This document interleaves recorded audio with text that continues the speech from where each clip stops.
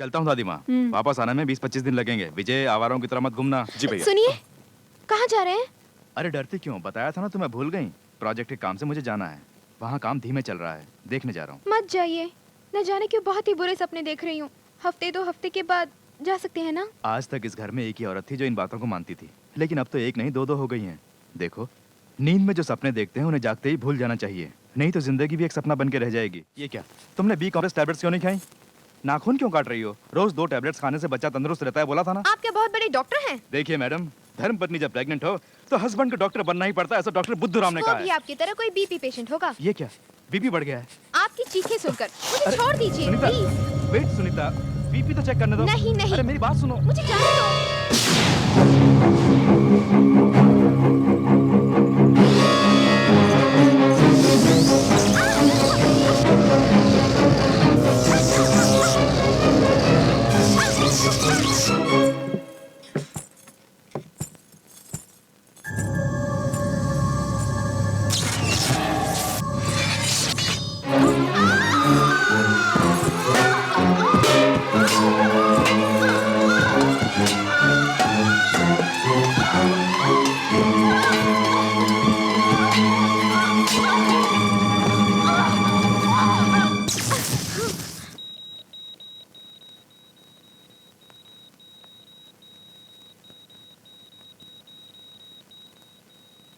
Sorry, बच्चा मर गया है। ऑपरेशन करके माँ की जान बच जाए तो आपका नसीब है, समझ लीजिए। नर्स फॉर्म लेकर आएगी, उस पे आप साइन कर देना। 3 बजे ऑपरेशन है।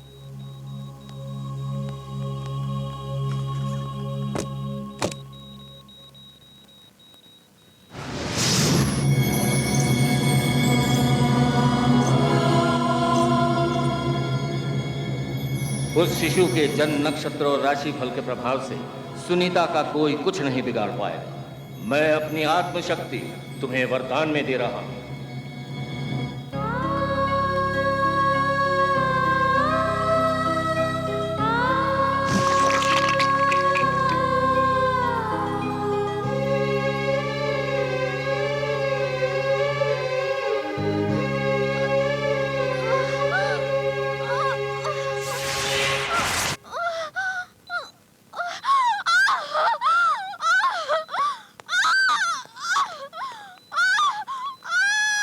सिस्टर, जल्दी ऑपरेशन की तैयारी करो।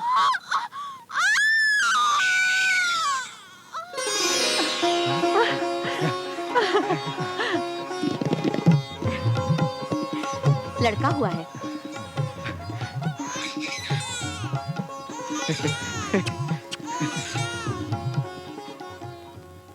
ओम वास्तोष्पदे प्रतिदाने किस्मास्मा में सो अनमेवो भवानः यत्ते मही प्रतिदंडो यशस्वनमेधिः द्विपदे चतुष्पदे पदे शग्वयाशकं सदा ते चक्षे मही।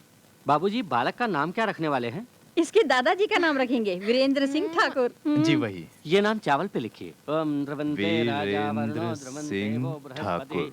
बाबूजी, नामकरण के बाद पंचदान करने की प्रथा है, करवाऊं? हम्म।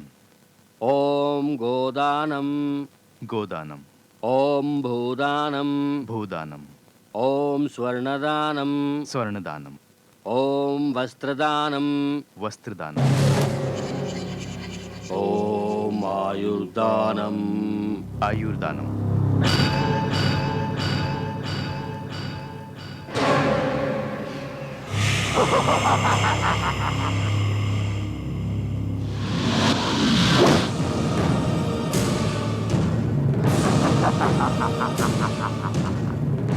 देवी, सुनीता का शिशु होते ही उसके जीवन के कष्ट दूर हो जाएंगे। वो नागराज की भविष्यवाणी आज सत्य होकर अब इस शिशु का नामकरण हो रहा है। इस बात से प्रसन्न हो तुम? गर्भ में इस शिशु को मार दिया था, किंतु अपने पिता की आत्मशक्ति से तुमने उसे पुनर्जीवित कर दिया है ना? कदापि नहीं छोड़ूंगा। तू विजय नहीं होगी, तुझे पराजित करूंगा। देवी, ढाका का मालिक को तृप्त करके तुम्हें 5 क्षण के लिए बंदी बना लिया था। तुम्हारे 5 क्षण तक शक्तिहीन होने के कारण उस मृतक शिशु के शरीर में एक बार पुनः जीवन डालने में तुम्हारा 5 क्षण का समय नष्ट हुआ है देवी। इस कारण शुभ राशि में जन्म लेने वाले उस बच्चे का अशुभ राशि में जन्म हुआ है। उसके ग्रह चक्र के भाग्य के सभी ग्रह उल्टे होकर दुर्भाग्य में परिवर्तित होकर वो पिता की मृत्यु का कारण बना है। बच्चे के जन्म के 21वें दिन उसके पिता की सर फटने के कारण मृत्यु हो जाएगी।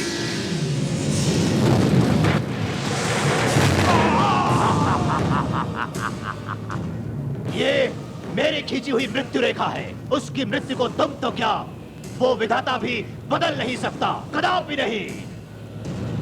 बच्चा मर गया तो सुनीता का एक और बच्चा हो सकता है। यदि पति मर गया, यदि सुहाग ही मिट गया, तो वो ही नरकी यातना है स्त्री के लिए। उसे देखकर तो घुट घुट कर विलाप करती रहेगी। देवी, विजय मेरी हुई है, देवी पराजित हुई है। हाँ, मैं विजयी हुआ।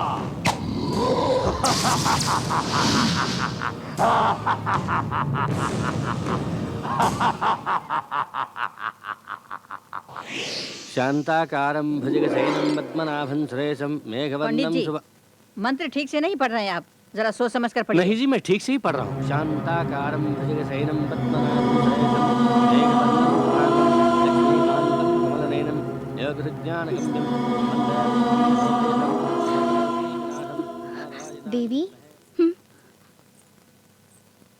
उम्र में छोटी हो फिर भी मेरे जीवन में आज तक जो भी शुभ कार्य हुआ वो तुम्हारी वजह से हुआ है। इसलिए मेरे हाथों से ये सुहागन का जोड़ा लेकर मुझे सौभाग्यवती होने का आशीर्वाद दो।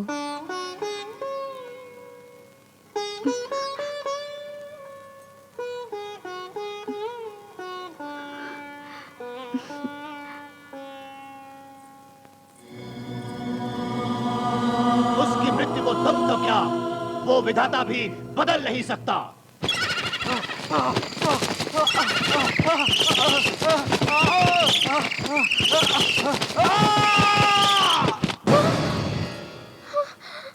सुनीता जब जाग जाए तो उसे बता देना कि मैं चला गया। चलता हूँ दादी माँ, वापस आने में 20-25 दिन लगेंगे। विजय, आवारों की तरह मत घूमना। जी भैया। सुनिए, कहाँ जा रहे हैं? अरे डरती क्यों, बताया था ना तुम्हें, भूल गई?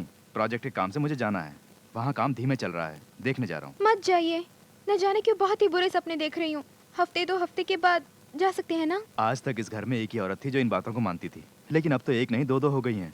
देखो, नींद में जो सपने देखते हैं उन्हें जागते ही भूल जाना चाहिए, नहीं तो जिंदगी भी एक सपना बन के रह जाएगी। तुम घबराओ मत, बच्चे का ख्याल रखना। उनका कहना ये है। तुम चलो, बाय सुनिए सुनीता। तो अपना ख्याल रखना। देखिए ना, मेरी बात टाल कर जा रहे हैं वो। दिल कहता है कि कुछ होने वाला है, जरूर कुछ होने वाला है। मन में बुरे ख्याल आ रहे हैं, मेरा जी घबरा रहा है दादी माँ। ऐसा कुछ नहीं होगा बेटी। नामकरण के दिन मैंने मन्नत मानी थी कि गांव के मंदिर में देवी देवताओं के लिए नैवेद्य चढ़ाऊंगी। मैं तो बड़ी भुलक्कड़ हूँ, भूल गई। तुम आज रात को ही जाके मन्नत पूरी करो, ऐसे बुरे सपने कभी नहीं आएंगे।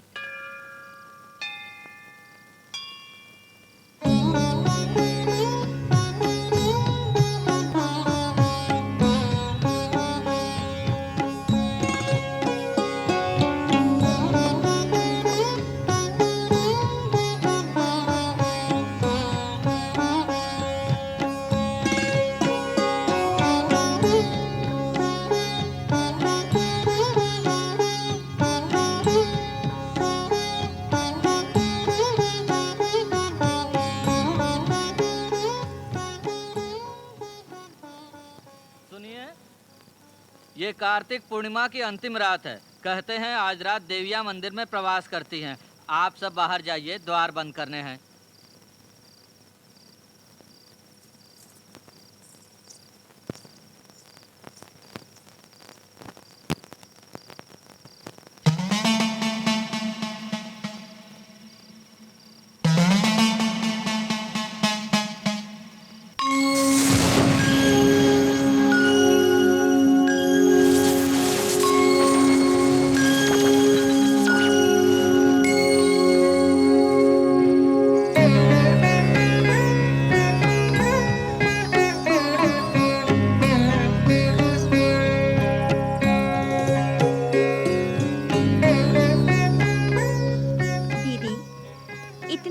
दीपों से मंदिर को जगमगाने वाली अवश्य पुण्यवती होगी। फल फूल व कुमकुम से हमारा और इस मंदिर का अलंकार करने वाली सुहागन धन्य है।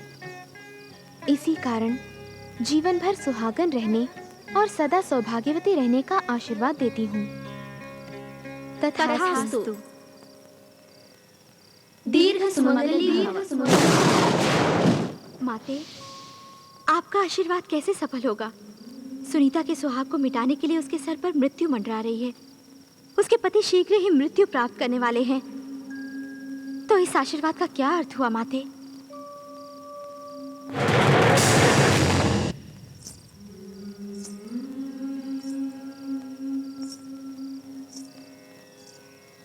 सब कुछ अपने त्रिनेत्र से देख लिया है हमने।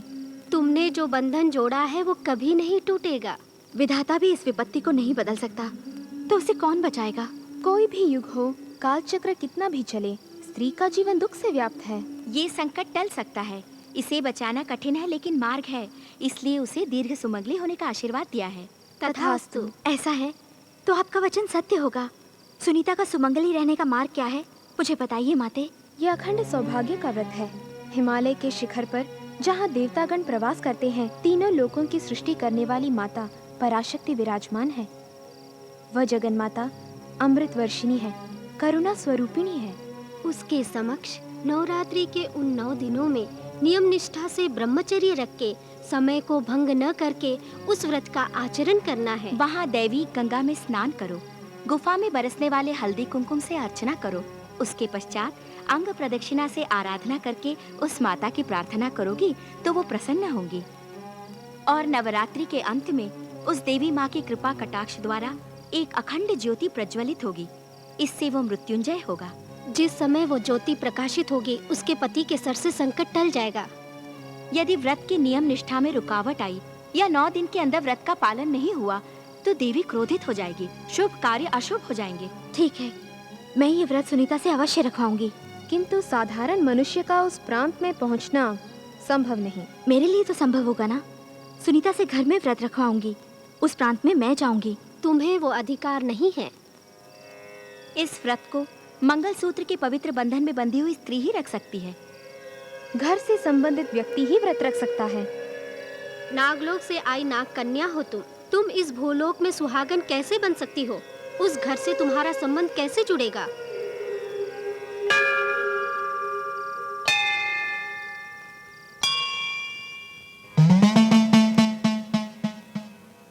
इस नवरात्रि के 9 दिन कठिन निष्ठा से ललिता सहस्त्र नाम जप के देवी माँ की आराधना करनी है।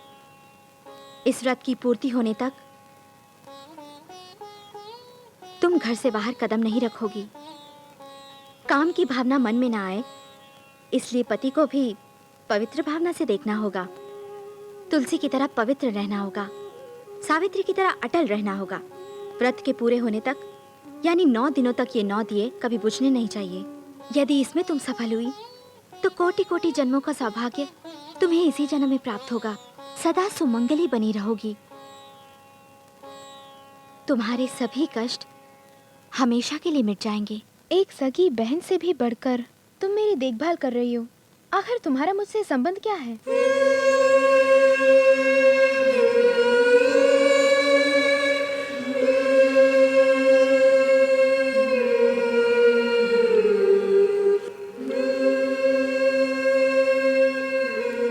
संबंध होगा, जरूर होगा, हम दोनों का संबंध होगा।